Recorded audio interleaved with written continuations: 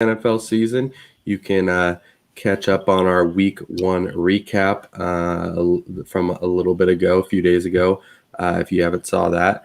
But we're going to get straight into some Week 2 talk right now, and we're going to start with some news and kind of just some notable things that have been going on. The biggest thing I would say is probably Ryan Fitzpatrick out 8 weeks, and Taylor Heineke will be stepping up, new starting quarterback for the Washington football team. You might remember him as the guy who did this last year and started the playoff game against the Bucks. So he's done it before, got himself a little contract because of it, and now he's a starter for this week. So what's your kind of take on that? We'll just keep it brief. Fitzpatrick can't catch a break, man. I mean, he goes to Miami, feels like he's got a solid gig there. They draft Tua, and he's like, "Oh, I understand Tua's taken over, and I'm just here temporarily." And had a good start, and then Tua became the guy, and now he's over here in Washington. People are like, "This Washington defense is really good. I know you're really high on Washington. This defense, I am. This defense could propel them into uncharted territory, but the quarterback's situation for Washington was still a bit of a question mark. I mean, yes, the Ravens did win with Trent Dilfer at quarterback, so it's not the be-all, end-all for football teams, so to speak, but it was still a question mark, and now this is potentially, he's going to miss, 8 over weeks. half the season. Yeah. So he's avoiding surgery, so that's a good thing, so he can come back, but that's a long time. So, I mean, there is some upside saying that he might be back, saying that he might figure some things out, but we get to see Heineke, and we get to see what he gets to do under center. To be honest with you, I'm excited for him because he had kind of I don't want to call it like a meme of a game, but he, has a little bit of a name to him. He almost took down the Bucks in the divisional round, and it's kind of exciting to see, is he going to be this guy that comes out of nowhere, so to speak, and becomes that answer for Washington? Because let's say Heineke becomes that guy. He plays really well this weekend and the week after that, and Fitzpatrick comes back, and Washington's like, I don't know. I'm sensing kind of a Nick Foles syndrome here. He might be the answer we're looking for. So I think there's a lot of potential in this situation. I think Washington may hit the lottery these next couple of weeks. I mean, fingers crossed, because this is really the last thing they got to figure out. Taylor Heineke's my guy. I've been following him since he was a quarterback at Old Dominion back in like 2013, 2014, playing with Old Dominion on NCAA 14. That's where my Heineke love started. So I'm excited to see what he can do for a prolonged period of time, and just I'm happy for him, and I still believe in this Washington football team with Taylor Heineke, but we're gonna have to see a few games before we can really figure out what they are. But the NFC East not looking great. We'll see. They play the Giants tonight. We'll talk about that in a bit. So this is a big game for them. But some news from the 49ers. We've got two things. First, Raheem Mostert out for the season. So that is a tough break for him. Big boost for Elijah Mitchell, who's a week 1 kind of stud, and then Trey Sermon at some point, hopefully getting on the field. And then Brandon Ayuk, who was a kind of second-year blow-up kind of darling that everybody was looking at. Kyle Shanahan saying that he's got to play better to beat out Trent Sherfield for that starting role, as we saw Deebo Samuel kind of be the main guy. So San Francisco, who was favored to win the division, was a team that a lot of people were looking at, is having a little early season turbulence, so to speak. Yeah, a little bit of an early season kind of deja vu from last year. So, I mean, they're not losing out on Nick Bosa here, or they're not losing out on, Jimmy G here, or George Kittle, so to speak. These aren't staple guys by any means, but they're still guys to keep an eye on. And for a team that some people thought were going to win out the division before the season started, and now we see the start that the Rams had, and even the Seahawks had, and even the Cardinals had, this is kind of a bigger blow than I think more people are really, kind of putting on, because look at the Ravens, right? I mean, the Ravens are a great team in terms of roster and personnel. they are going through injury Armageddon right now. Mm-hmm. I mean, it's that hurts that team considerably, and it absolutely destroyed the Niners last year. So it's not the end of the world, so to speak, to lose out on Mostert. He is a good running back, and to have this still a bit of ground to make up on Ayuk's part. This is still George Kittle's receiving core for the most part. He is still the star of this offense. Don't get me wrong, but these injuries do mean a little bit more considering the caliber of the team. But is it game breaking, so to speak? Not necessarily, but I mean, hopefully they don't go back to back with injury riddled seasons. Yeah, Mostert is a tough loss because that's a guy who has been really good in that offense when he's healthy, and you always want to have the best running back you can have out there, but they've certainly got guys to make up for it. And then Ayuk is just concerning for him. I mean, his second-year guy looked really good last year in the times that he played. San Francisco traded up to get him at the towards the end of the first round 2 years ago. So the fact that he hasn't claimed his spot yet and is being forced to under a lot of radars for sure. Yeah, so that's one I'm concerned about because they didn't have the greatest receiving core to begin with. They've got guys that are kind of good in their little gadgety offense, but they really need Ayuk to take a big step forward if they want to really compete in that really tough division.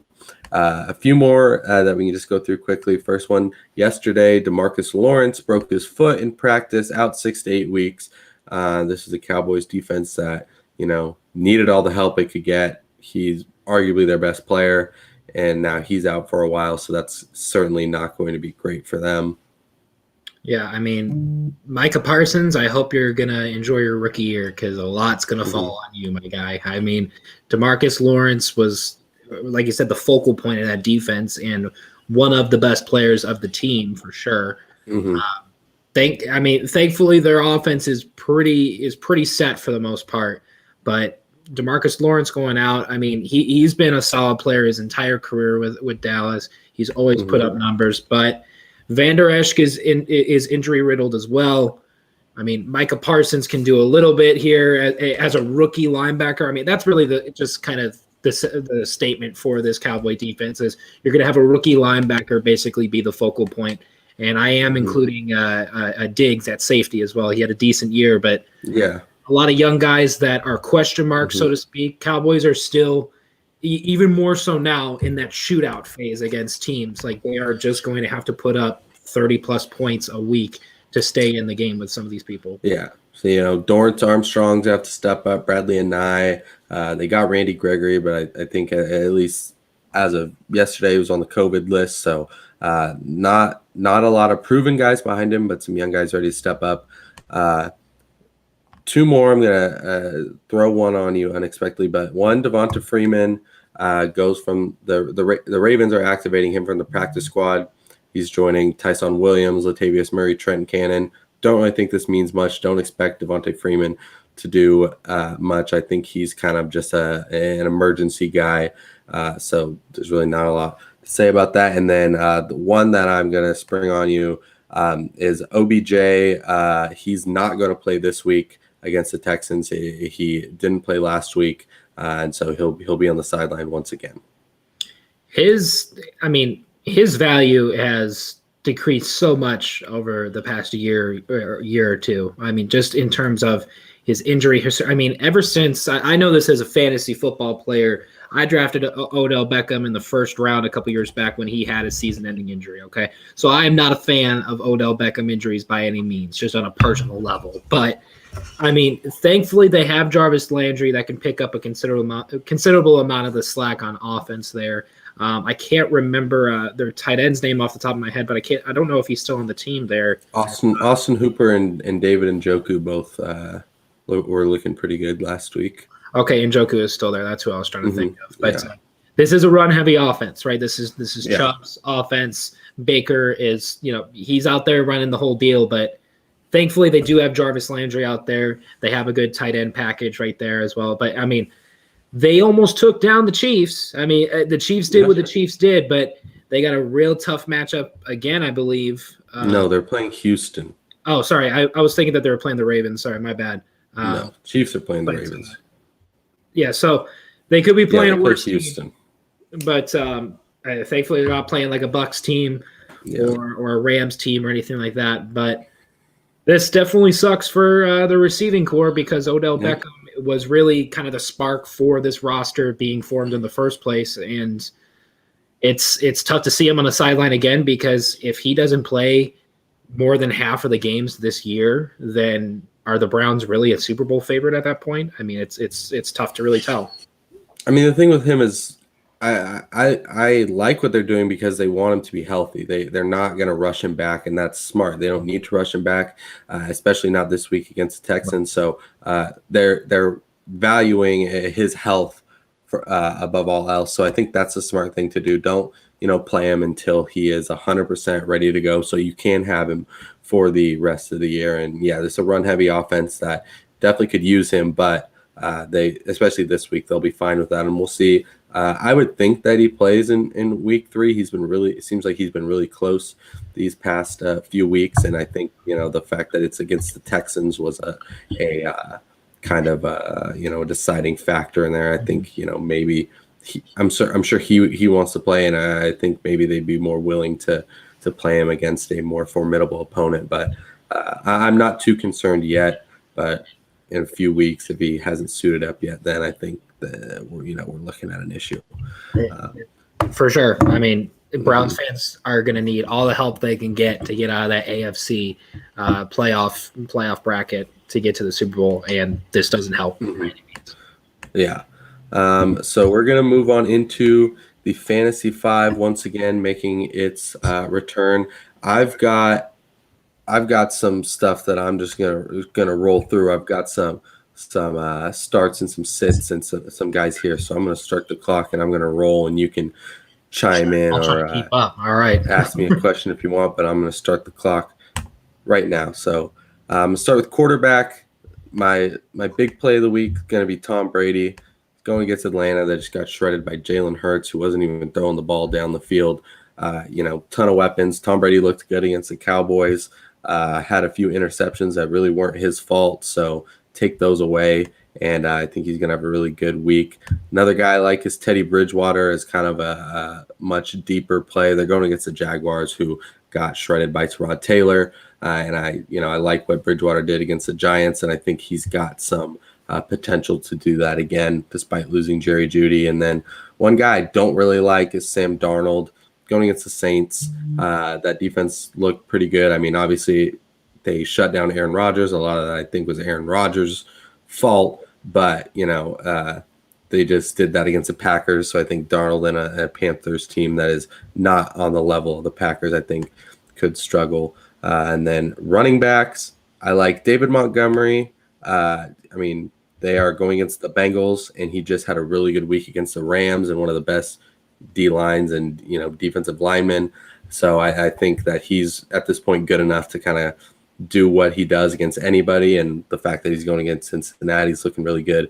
And then Miles Sanders, the Lions threw a bunch to their running backs last week against the Niners and were able to do that with success. And Miles Sanders, I think, is a much better, or not much better, but I think he's a better running back than DeAndre Swift or Jamal Williams. So I think incorporate him in the passing game, help Jalen Hurts out. He's going to have a big week. And then Jonathan Taylor, I don't like Jonathan Taylor. This week, they struggled to run against the Colts did against the Seahawks last week, and now they play the Rams, who are much better. Despite that they let David Montgomery get loose a little bit, I just, the Colts offense is sputtering a little bit. And then Najee Harris, I think, could have a bounce back week. I think a lot of people were really excited about him, and he kind of dudded against the Bills, but he played he was out on the field the entire time. They didn't use another running back. They're going against the Raiders, who looked good last week, but they certainly are not on the level of the Bills. So I think he could put up a week that is going to surprise some people. And then receivers, I mentioned Teddy Bridgewater. I like Cortland Sutton. I think he picks up some Jerry Jeudy slack, and they're going against the Jaguars, who I think might have the worst defense in the league. I wouldn't be surprised if I can't imagine they're anything but 30, 31, or 32 at the end of the year. And then Calvin Ridley, Dak threw for 400 yards against the Tampa Bay Buccaneers defense. They're not going to be able to run it. The Falcons are going to be behind. They're going to throw it a lot, and that's going to go to Calvin Ridley, especially with Kyle Pitts maybe getting out to a slow start. Corey Davis, I think, is a sit. He caught 2 touchdown passes last week for the Jets, and that kind of propped up his value. Now they go up against the Patriots, who are absolutely dominant against rookie quarterbacks. This is a Jets team that was getting pressured a lot and lost their left tackle. So the Jets, I just don't think are going to produce, and that's going to hurt Corey Davis, who I think for the whole season could be really good. And then I've got a deep play, real deep play. Anthony Schwartz for the Cleveland Browns. This is a guy who they took a lot of shots to. They took some shots to. He's a rookie out of Auburn, like 3rd or 4th round. Fast as hell. Dude's got speed. They took some shots to him last week, but the Chiefs were able to kind of reel him in. Odell's not there again, so he's going to step up. They're playing against a Texans defense that isn't as good. I think he's going to get a lot more looks, and I think he has a much higher chance to connect on one of those big deep passes or kind of trick plays or something this week. So I think he, DFS play, if you're in a really deep league, go for him. And then tight ends, Travis Kelce's good every week, but Darren Waller just shredded the Baltimore defense, which is a pretty good defense, but they just couldn't do anything to stop Darren Waller, and Travis Kelce's on that level. So, I mean, he's going to do good against anybody, but if the Chiefs watch that game, they certainly know how to attack Baltimore. And then Gronk, I don't think that he's going to just put it together 2 weeks in a row, although I like the matchup against Atlanta. I just don't think that I just wouldn't bet on him to catch 2 touchdowns again. I like the rest of the Buccaneers receivers. Well, I'll keep mine short because I know you took one of mine, but I just have 3 for you right here because last count of the amount of predictions you had there. The one that I can agree with you on is Najee Harris. The Steelers are coming off of I don't want to say a lucky game, so to speak, but if it wasn't for a blocked punt, the game would be tied right now. So they're probably wanting to play it safe this weekend. They're going up against a Raiders defense that is probably riding pretty high from the stops they made in overtime against that Baltimore offense. But I think Najee Harris is going to get plenty of touches. The offense in Pittsburgh is very shaky. Big Ben does not look like what he used to. You know what I mean? So I think Najee Harris could have a good game. I do believe that. Probably my favorite quarterback play. He had a pretty underrated performance last weekend, just because if you look at his stats, so to speak, against a fantastic defense, didn't play a glamorous game. But Justin Herbert's going up against Dallas this weekend, which they're out DeMarcus Lawrence now. The Chargers got an improved offensive line. That pass rush is not going to get to Justin Herbert, and they performed very well against the pass rush against Washington, and that is arguably the best pass rush in the league. So I almost put Justin Herbert on there. That's a good one. Anybody playing Dallas is good, but Herbert looked really good. Justin Herbert's a 25-30 point fantasy performance this weekend from Justin Herbert. That's probably my favorite quarterback matchup this weekend. I know last weekend I said Lamar was going to tear it up and have the best weekend, but that didn't really work out. But Justin Herbert, I think, has potential of being that top quarterback. One guy I don't like, this is kind of vice versa with both these receivers, Tyler Lockett or DK Metcalf. The reason being is they're not both going to have a good game. If anybody's going to have a good game, it's going to be one of them, or they're both going to have a poor game. That's just the story with the Seahawks receiving core. If we just saw it last weekend, Tyler Lockett had 100 yards receiving and 2 touchdowns, and we didn't even see DK at all really until the end of the game with the final touchdown. That's kind of the deal with the receiving core for Seattle. So really any of them against a Tennessee defense that's not good by any means, but you're flipping a coin with Tyler or DK, and if you win, you win. If you don't, you don't. And, a 50% success rate is not something I'd want to shoot for. I almost put DK, and I'm leaning DK just because I feel like last week was the Tyler Lockett week, and I think this week can be a DK week. Even though he did end up getting some targets in the second half, some yards, got a touchdown, but I think this could be. He was darn near invisible in the first half. Yeah. It was all Tyler Lockett. So I think this week, might be his week. But if I could throw a deep prayer for fantasy this weekend, it's just because I think it'd be really entertaining if it worked out, and I don't think people are as excited as they should be. Man, if Heineke can put together a great game tonight, that'd be something else against a Giants defense that is definitely no slouch by any means. But if they could perform well on offense, I mean, the way I see it is this. We'll kind of get into it with the preview of this weekend, but well, yeah, I mean, we can go straight into that preview. Yeah, we go into the this previews, will be the bridging. That's the first game we're going to talk about because that's happening tonight. Well. So go for it. Go for it. We'll get into the preview of that game. So Washington and New York tonight. The football team, Washington's football team, is going to absolutely destroy the Giants on defense. I mean, they had a valiant effort against an up-and-coming offense in the Chargers, but Daniel Jones and all of his weapons around him, I mean, Saquon Barkley barely touched the ball last week. Mm-hmm. Is Evan Ingram even going to perform, really? Is he going to drop balls? Is he going to do this? Washington's defense is going to run all over this Giants offense. In effect, that's going to give Heineke really great field position time in and time again. You got Lance Thomas to throw to. You got Terry McLaurin and, of course, Antonio Gibson. He's going to have something to work with, and he's a lot more athletic than Fitzpatrick is. Yeah. So I see this as a Washington win against the Giants. Now, we should have done this last weekend, but Cody and I are going to track our predictions for this weekend, see how many we get right apiece.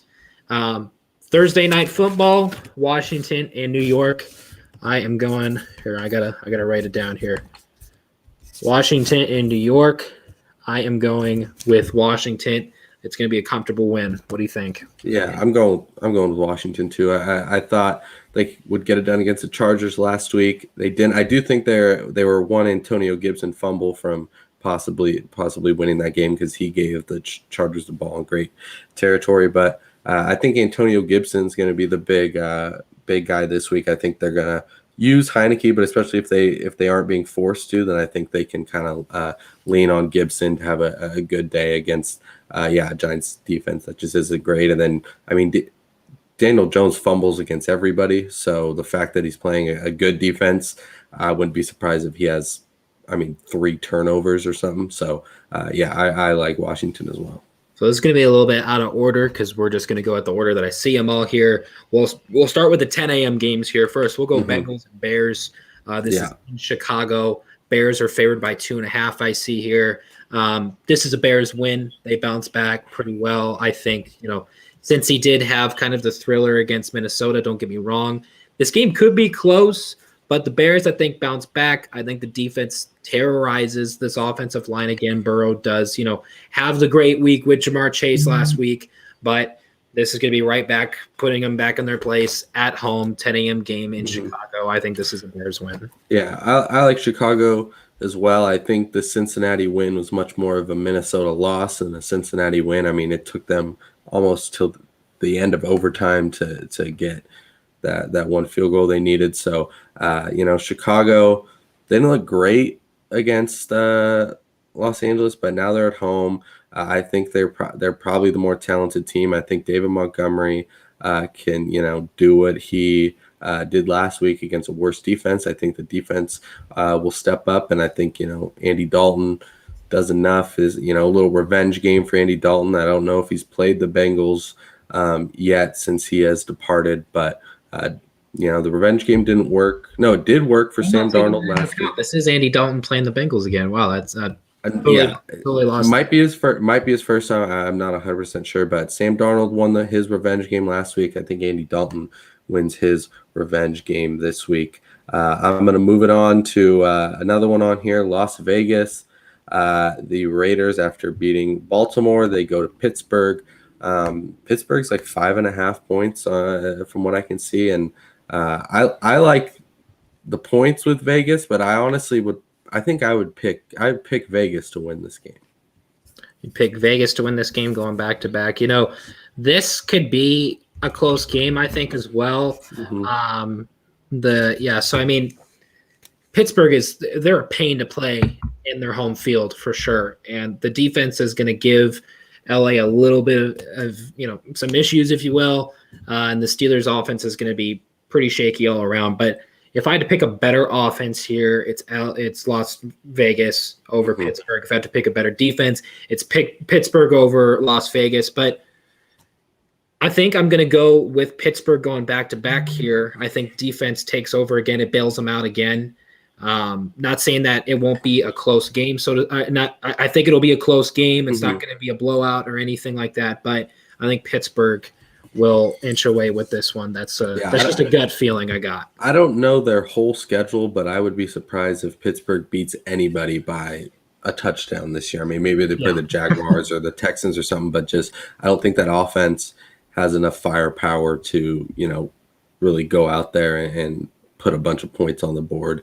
So, yeah, I mean, I feel really confident with Vegas and the points, not as much on if they're going to win, but I don't know, I think they showed a lot in that last game, and I don't know, something about Derek Carr, it just seems like the guy wins. Like just watching him get pissed off when his receivers mess up, like the dude's going to go out there and try. The Vegas line is going to be scary, but I don't really trust that Pittsburgh offense, so I think Vegas can do it again. Why not? We'll see. So this is an interesting game. Houston at Cleveland. Yeah. Interesting in how much Cleveland Houston's going to get their butts kicked by. I think I don't think there's much to say on that one, right? Cleveland. The question is, are they going to cover 12.5 points? Does Cleveland win by 2 touchdowns? That's a little high, but I'd take them on that. It's not going to be a pretty game for Houston by any means. Yeah, Houston looked really good against the worst team in the league last weekend. But this is a Cleveland win. I want to go to Rams. I got one thing is big Nick Chubb and Kareem Hunt week. I think Baker also gets a touchdown or two. Somebody did last week, but when you get a team that can just run the ball like they do, those are the teams that beat up on the guys they're supposed to do, because when you run the ball, you're able to run the ball. Freak interception here or there can swing it. But, yeah, Nick Chubb and Kareem Hunt, I think both have good weeks. And, yeah, Browns win by 2 scores. So, Rams at Indy. Indy's playing back-to-back home games against back-to-back great NFC West teams. Rams take this pretty easily, I'll say. Think of it this way. The pass rush of the Seahawks got to Indy pretty effectively. Now, the pass rush for the Seahawks is pretty decent. It's on the top half of the league, I'd say. They got sacks outside of Carlos Dunlap, outside of Jamal Adams. So that kind of set. I don't even think either of those two got a sack. Yeah, Mayoa got a sack and another kind of Taylor. Yeah, and they got sacks on a relatively good offensive line in Indy. Yeah. And Carson Wentz looked okay, not amazing. Now you're going against the Rams, which Aaron Donald's going to have a field day. Jalen Ramsey's not going to let anything past, and Matt Stafford, I think, has back-to-back great weeks. Oh, he's going to have another great game. Expect another good game from all three of them. This is a pretty easy Rams win, even if it's on the road. Yeah, Stafford's going to put together a better stat line than what Russ did against the Colts last week. I think they both looked pretty similar with Stafford against the Bears last week, and I think this Colts defense is worse. So Stafford's going to go out there and another 300, another 3-4 touchdowns. Maybe they do a little bit better in the red zone, and then I feel bad for Julian Davenport, who's filling in at left tackle while the free agent Eric Fisher comes back from an injury, but he had a rough day against the Seahawks, and now he's probably going to have to go up against Aaron Donald quite a bit. So I feel bad for that man. So not going to be a good day for him, or I think the rest of the Colts. And yeah, Rams 3.5-point favorites. They cover pretty easily, I would say. Yeah, that would probably if I'm putting a bet on any game, a theoretical bet because I don't like to spend money. Theoretical bet on any game here. Rams at Colts to cover 3.5 easily. I think that's pretty low, I'd say, for a Rams team that really took out Chicago, a playoff team last year, pretty easily. Yeah, so they're giving too much credit to Indy being at home, because we just saw Seattle going in there and kind of handle them pretty easily. All right, here we have Carolina and New Orleans. Now, look, this is going to be my sleeper pick of the weekend. I think Carolina shocks some people and starts off the year 2-0. I think these teams are a lot more even than people are letting on. Yes, Jameis had 5 touchdowns last weekend. He did it against the Packers. Aaron Rodgers played terrible. I know. You'd have to do a double take a couple years ago. I want to clarify something. You think the team that beat the Packers by 35 is close to the team that beat the Jets by 5? Let me ask you this. Did the Saints truly dominate the Packers, or did the Packers just truly come underprepared? I mean, the Packers looked bad, but the Saints still looked really good. I mean, you don't do that off of nothing. And I mean, Carolina looked all right, but the Jets were close in. They couldn't score more than 19 points against the Jets. Keep in mind, Panthers at home.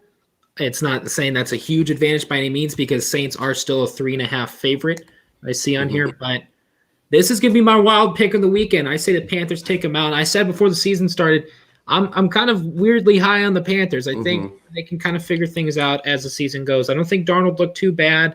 He's got good receivers to work with. And I mean, this is going to be Kamara versus McCaffrey. I mean, a rivalry that we've been waiting.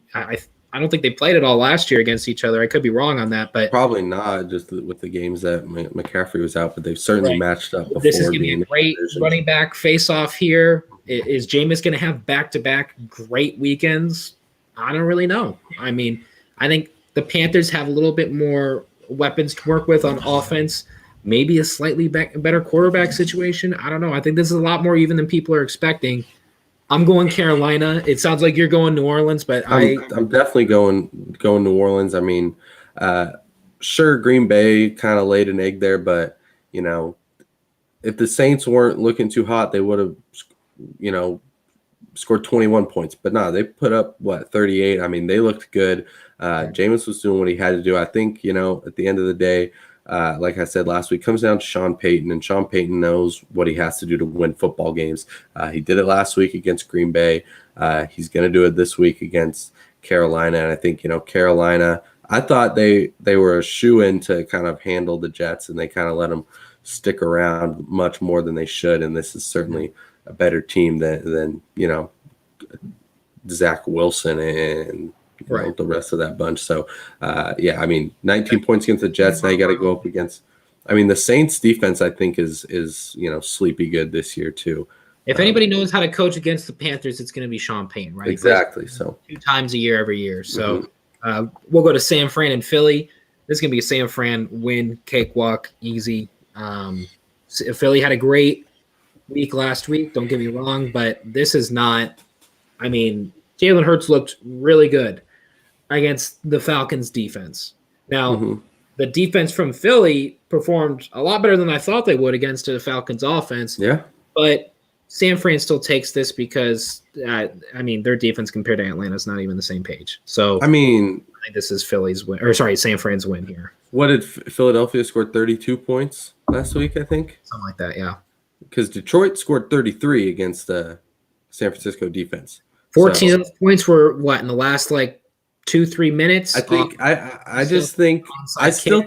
think San Francisco takes it. I think this is going to be the real litmus test of, is Philadelphia better, or was that just a really bad Atlanta team last week? I'm still leaning toward it was a lot more bad Atlanta than it was good Philly. But San Francisco, everybody's praising them, but they almost let Detroit come back in and get it. Well, I know. So, I tip my hat to Detroit. So I'm not going all in on this. San Francisco team is looking great. They've got a lot of stuff to figure out, but I do think they take this because, like I said, I'm not totally convinced that Philadelphia is the team we saw last week. I think parts of that will ring true. I think Philly's going to put up some points with them. But at the end of the day, if this line was a little bit bigger than 3 is what I'm seeing right now, I'd be inclined to take Philly at 5 or 7 or something. But they're giving them some credit, and I'll roll with that. But I could see this coming down to a field goal. I could see this being pretty close. But I agree that San Francisco is gonna take it. We got New England and the Jets. This is, again, I think, going to be a comfortable win for New England, not necessarily on Mac Jones's part. I think Mac Jones will play Mac Jones played pretty safe, and I predicted that to happen. We're not gonna see guns blazing Mac Jones here. Belichick is carving Mac Jones to perfection, to his perfection, basically. And if there's any team that knows how to absolutely destroy the self-esteem of, it's the Jets. They play them 2 times every year. Yeah. They have absolutely just embarrassed the Jets over the course of Belichick's coaching tenure. This is going to be a pretty some personal stuff there, It's going to be a safe, almost boring game once again for Mac Jones. Yeah. But Zach Wilson, he's going to be running around like a chicken with his head cut off. I mean, he's not going to know what's going on. And that's not necessarily on Zach Wilson's part. That's just Belichick knows how to take this team down. And Robert Saleh is a smart coach, don't get me wrong. But on the road in New York, I mean, Jets fans know the game they're going to is not going to be pretty. That's really the best way I can sum it up. Yeah. I really wanted to take thinking of New York just because New England, I'm not entirely sold on. 5.5 points is a kind of a lot, I think. But then I remember that Bill Belichick just doesn't like to lose to rookie quarterbacks. And this is a rookie quarterback on a bad team that lost a lot. So Josh Allen's life hell. Yeah.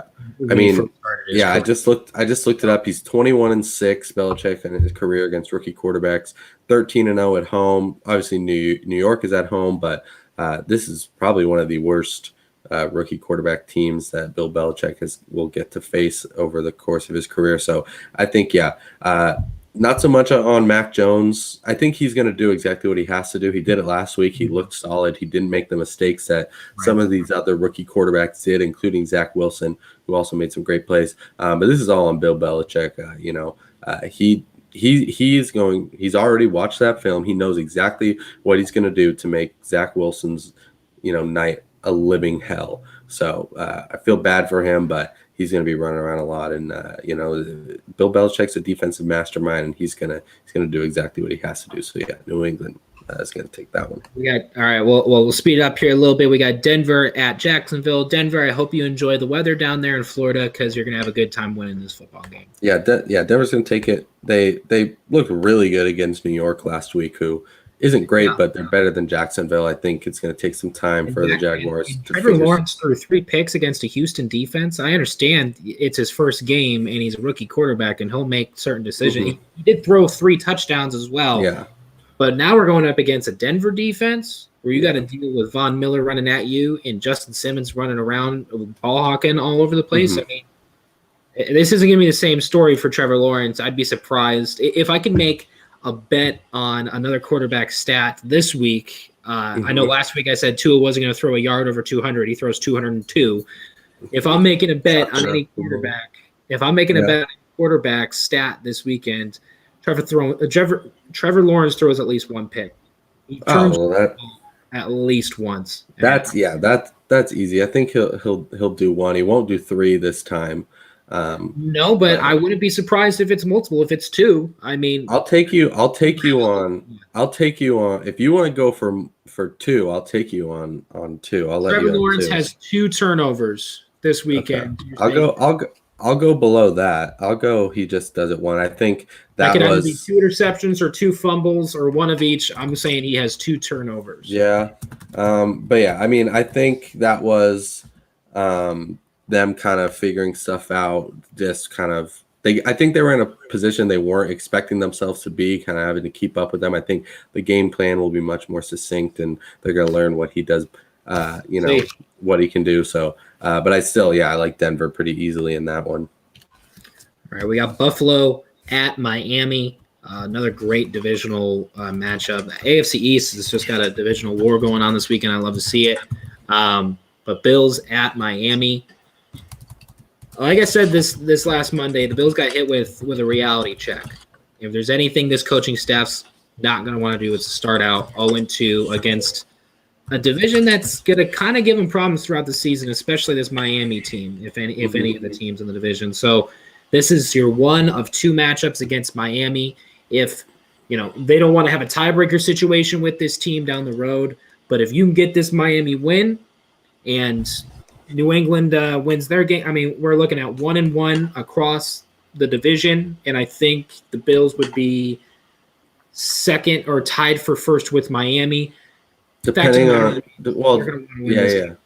yeah. New England could tie him in there as well. I like Miami in this actually. I think Is this your sleeper pick of the weekend? You're picking Miami or wait, let's see. Let me see if I have another sleeper on here. I mean, well, my big sleeper is Las Vegas. That's my big sleeper. But this is one of the underdogs I think can take it. I think Miami is going to play a brand of football that is conducive to a similarly low scoring and close game. That's why I like them with the points for sure. But I'm going to buy into a little bit of Bills kind of slow start. I still think they'll be the team that we were expecting them to be by the end of the year, but I don't know if they'll turn it around that quickly after that game at Pittsburgh. I think, Josh Allen didn't look great. Certainly that's a lot of Pittsburgh, but I think this could be a slow start. The running game I'm not impressed by. The offensive line didn't look great, and the defense they kind of tried to upgrade it, but I don't know if it's there yet. We'll see against probably about a similarly adept offense in Miami, but yeah, I'll take Miami. I just switched this one. I was looking at it. I think go with Miami. Okay. Yeah, why not? I guess I'm the Tua guy now. You are. I guess. I don't want to be here to hear it, but you are the Tua guy. But I guess I'm not gonna. Worked out with you last weekend for the bet, so it did. I'm not gonna go. I'm not gonna put anything on him this week, but. All right, we got Minnesota at Arizona.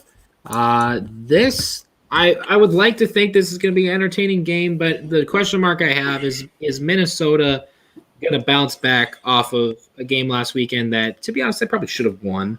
Yeah. I think this is the worst line of the week. I think this is the most egregious line that Arizona's only 3.5-point favorites while they should be more, is what you're saying? Yeah, they looked like one of the best. They played like one of the best teams last year against a playoff team, while Minnesota couldn't even beat the Bengals when they were trying to each other was handing them the game. I think Minnesota is looking really bad this year in Arizona. While I'm not sold on them being elite, I think they're good enough to beat them by a score. So I really like Arizona here. I like Arizona as well because I think Arizona might come up to a hot start this season. Yeah. And they're at home. Really predicting. And this is a very competitive division. Once again, everybody in the NFC West is 1-0. Who is going to lose first? I still think the Cardinals. I love Cliff Kingsbury. I think he's a very great young coach, and Kyler Murray is off to a very hot start. And is there really anybody that's going to take care of DeAndre Hopkins on this Minnesota defense? I mean, Patrick Peterson revenge game. Patrick Peterson got a revenge game. That's going to be probably the most entertaining aspect. He's not going to get. He won't get revenge. He got crossed up by Jamar Chase this weekend in a rookie receiver's debut game. So I mean. Harrison Smith's going to be running all over the field to try to stop this passing offense from Arizona. But I agree. I think Arizona takes this and goes 2-0. And I think this is my lock of the week. Circle that, underline it. I don't care. This is my easy lock of the week. I would take Arizona like 6.5 points here. I mean, they're at home. They're at home, favored by 3.5. I think that's stupid. Home field's usually a few points. I'll think about my lock of the week as we finish up here. Throwing that at you now, but I've looked over these, but really looking at that one, I don't think Minnesota is going to be close at all. Okay. All right. We got Atlanta at Tampa Bay. Yep. So I'm just writing down your prediction. So, because I already know what it is. We'll go to the next game. What is my prediction? Tampa Bay is going to absolutely roll. Well, they're going to win, but I like Atlanta to cover with those 12.5 points. That 12's a little high, but I think this game that defense was pretty pitiful last weekend. I'll throw a bold little wager out here. I think this game's closer than the Minnesota-Arizona game. That's my bold statement. If you want to take me up on that, and we'll get something written down. But that I was a little high on Atlanta. They laid a stinker last week, but I think the offenses can get into a little duel here. I mean, are the Cowboys that much better? This Atlanta offense can do whatever they want, but this Tampa Bay defense is not anywhere close to the Philadelphia defense. So their job isn't going to get any easier in week 2. Tampa Bay let Dak throw and Dak's good, but they're susceptible to the pass. The other, Dallas or Atlanta. Yeah, no, but Tampa Bay won by 2 points, or is Atlanta's offense 10 points worse than Dallas? I don't think so. That was mainly off of Brady mistakes. If there's anything I know about Brady historically, is he's not going to have back-to-back games where he's that loose with the football. It's not saying that he played a terrible game, to speak, but 2-3 interceptions? I think it was just 2. 2 interceptions against through the hands, a Hail Mary.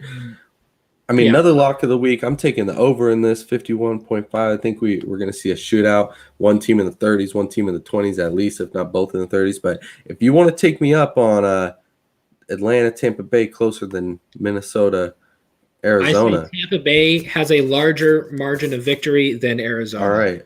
Yes. I'll oppose you on that. Okay. Got that on there. So Chargers against the Cowboys. You know what? I'm going to throw my lock of the week. This is Chargers all day. This is Chargers at home against Dallas. A Chargers by 3 line. I'm not saying it'd be double digits by any means, but you think the Chargers beat the Cowboys more than Tampa Bay beat them? Yeah, I did. This is at home. This is the Chargers at home. There's going to be more Cowboys fans than Chargers fans. Chargers don't have fans. Chargers at home means nothing. They got no support in LA. They're going to have enough support to take down this Dallas team with ease.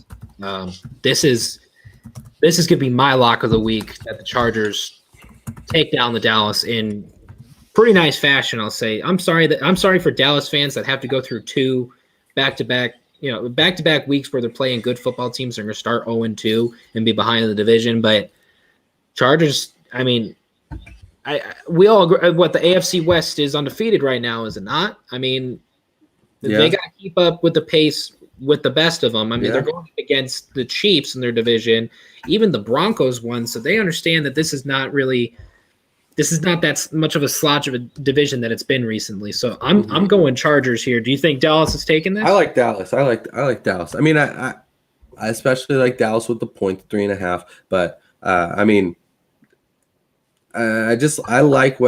I think that offense is good enough. It certainly kept them in the game against Tampa Bay. I think it'll do the same here against LA. I like Dallas. I think, they got to get a win at some point. I just really like what that offense did. And, LA I think is good, but I don't know. This was one of those ones where I don't know, something told me go with Dallas, and I'm rolling with it. I think this could, be an upset. We saw a lot of upsets last week, and so we're bound to see some more. And I don't know. I like Dallas. I'm rolling with Dallas without at least 1 or 2 upsets, right? Oh yeah. So just a few left here. Seattle versus Tennessee. 2 more. Seattle goes 2-0 here. Pretty comfortable win. Not going double digits, so to speak. They have about, I'd argue, the same caliber, if not a little worse defense than the Colts did. And this, like I said before, with the Fantasy 5, it's going to be a flip of the coin with whoever is going to have their game, DK or Tyler. Russell is not going to have a slacked off game against a Tennessee defense that looked pretty pitiful last weekend against Arizona. Seattle's going to do this pretty well, and let's not forget they're going to be at home in Seattle. It's not like this has the same, 12th man, or sorry, the 12s environment that it's had in the past. I don't know. They haven't had fans in over a year. Seattle wasn't one of the teams that got. I didn't take that into account. Right, Seattle wasn't one of the teams that got fans kind of filtering in last year. Some were going full go, some were going 50%, but I don't think Seattle ever got fans in the stands. So it's been a long time. They did not. So they're gonna be excited. There's some hope around this team. So Seattle's gonna be pretty loud. I agree with that. I didn't take that into account that it's for the first time in a year, but I like Seattle. I still think there's a little bit of a myth with, CenturyLink Field's home field advantage at this point. It's not the same thing as it used to be. If any home field has as much of an advantage as the 12th man did back in the day, it's probably Arrowhead Stadium with Kansas City. Whoa, there's some battle going on who's loudest there, but yeah, I mean, regardless, this is still a Seattle win. I still think it's a great playing at home is still an advantage. So yeah, I like Seattle. Just looking at it comparatively, advantage at home. Yeah. Yes, I mean Arizona smoked Tennessee. I think Tennessee will come out a little bit more ready to play this week, but they smoked Tennessee. Seattle is just as good, if not better, than Arizona. I don't think the same result holds, but 6.5 points is what they're getting now. I believe that's up from a couple, but I like Seattle to win by a score. I think they're getting something going. Game for Tennessee's offense, you're going to have A.J. Brown, Julio Jones, and Derrick Henry all looking towards Ryan Tannehill and be like, who are we? What team are we? We got to figure this out. So this Taylor Lewan's got to step up. No Chandler Jones on the Seahawks defense, but the defensive line, should be able to put some pressure on them. Sunday night game, last game we're going to talk about since we'll get to the Monday night game. Right, because that Monday night game is a real. Actually, you know what? That might be a little interesting. We'll talk about Sunday night. Yeah, we'll get to Monday night on Monday when we recap the weekend. Arguably the most entertaining game you're going to watch this weekend. Is Kansas City at Baltimore. Arguably the most interesting game, I'd say. Right? Could be one of the best games of the year if they certainly two. It could be because teams always duke it out pretty well. The Lamar Patrick Mahomes rivalry, I think, is going to be something that we're going to watch for the next 10 years. Yeah, throw Josh Allen and Justin Herbert in the mix. You got a lot of young quarterbacks in the AFC. This is a great rivalry just to witness history making itself that you can look back on. I definitely agree with that. This is in Baltimore. Kansas City's coming off of a comeback win, go figure, and Baltimore's coming off of kind of an embarrassing loss. And they're going through injury Armageddon and all this stuff. This is going to be I thought the Chiefs Browns game last weekend was going to be the game of the week, when the game of the week was close. Kind of Baltimore Las Vegas, I would argue. Yeah, but it was certainly, I think it was the best game of the non-primetime slate. So I mean, it was good. This Baltimore team's going to be at home. The real question is who's going to win this game. Now, I'll be honest, the Ravens look great, but the Chiefs, I still think, take this, and this is going to be the game of the weekend. This is going to be I mean, I would love to see the viewership for the Sunday night game as compared to the other games, because it's going to be considerably higher than last week's Sunday night game with Chicago and LA. So Chiefs and Ravens, this might be a 30-plus point per team kind of just all-out kind of brawl, I think, because both teams have great pieces on both sides. Calais Campbell on the defensive side for Baltimore, and you got Chris Jones on the other defensive line for Kansas City. Tyrann Mathieu. There's no more Marcus Peters for Baltimore, but Lamar Jackson's Marlon Humphrey. Marlon Humphrey, that's what I was trying to think of. Marlon Humphrey's the dude in that secondary, even if Marcus Peters was there. So that guy, he's going to go up on Tyreek Hill. I almost thought about putting Tyreek Hill as a bit of a dud for this week, just because I think Marlon Humphrey's that good, but Tyreek Hill's too good. Versus Travis Kelce, this is gonna, if you want to even throw Marquise Brown in the same conversation as Tyreek Hill, I don't think anybody really. I don't want to. Baltimore fan. I think the thing with Tyreek Hill is a bad Tyreek Hill game is still 10 fantasy points because he's just going to get involved. They're going to get him involved, but I think Marlon Humphrey prevents the deep touchdown from him. I don't think we see that burner from Hill, but I believe these two teams traded their offensive, the Chiefs. Orlando Brown went to the Chiefs, right? Yeah, they traded. Orlando Brown wanted to be a left tackle. Baltimore's got Ronnie Stanley. They traded him to the Chiefs for a first-round pick, and he's anchoring that left side for them right now. But I mean, I sound like a broken record, but I like Baltimore with the points. My philosophy is when it's two bad teams or two really bad teams or two really good teams, you take the points, because I could certainly see Baltimore winning this game. And I am going to say Baltimore just on the basis of at some point Kansas City has to lose. They will not go 17-0. At some point they have to lose. You're better off picking them every week because they're going to win a hell of a lot more than they lose. But at some point they have to lose. I think it could be now. As weird as it is, Baltimore coming off a loss, but I think they're certainly going to get up for this game. It's in Baltimore, which, gives them a chance. And, it's going to be close. I think Baltimore certainly keep it close. I'm going to take them just because I'm not going to pick Kansas City every week. At some point, they're going to have to lose. I think it could come now. Get them early in the season when they are a bit vulnerable. So yeah, that's where I'm going. The one loss for Kansas City last year, Kansas City only lost one. They had two losses. The last game of the week, did they not? Right, they lost the last game of the year to the Chargers playing Chad Henne and some backups, right, but they lost a lot. They lost to Las Vegas last year. So the Chiefs do have to lose at some point. Don't get me wrong. Yes. Are the Chiefs going to lose to one of their divisional guys? I would put more money on them losing their first game in a division game than this one, just with how competitive this division is this year. With the being a sleepy team, Chargers soaring, and Vegas I'm sure they drop a divisional game at some point, but I don't know. They're going to lose at some point. Why not now? Baltimore is one of the better teams they faced this year. I'm super excited for this game. Like I said, Travis Kelce is going to go off because he always does in Baltimore.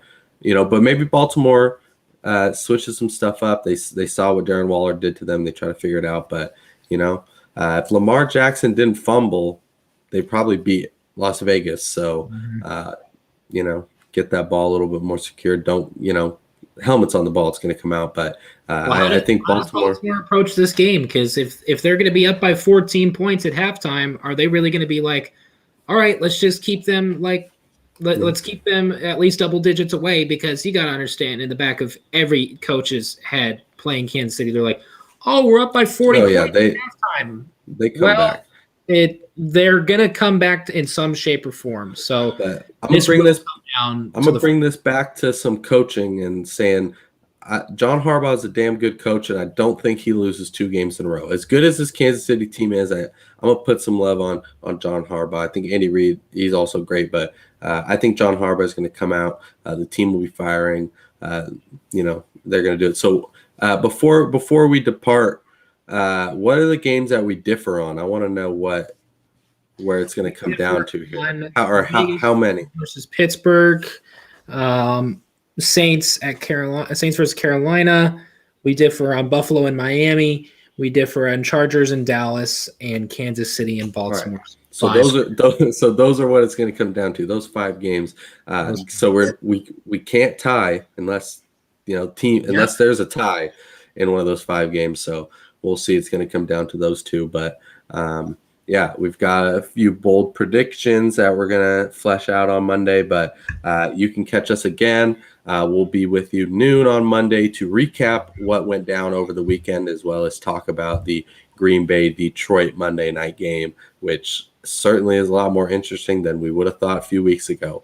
But that's going to do it for us on this Week 2 preview. Remember to follow Dash Sports on the social accounts at TikTok, Instagram, Facebook, and Twitter, as well as subscribe to the Dash Sports YouTube channel, where you can check out more of zone coverage or some other Dash Sports that we've got going on, covering some Pac-12 college football and more than just that. So yes, be with us on Monday at noon for as we recap the week, and then we'll be with you again this time next week to talk about Week 3 as we grind through the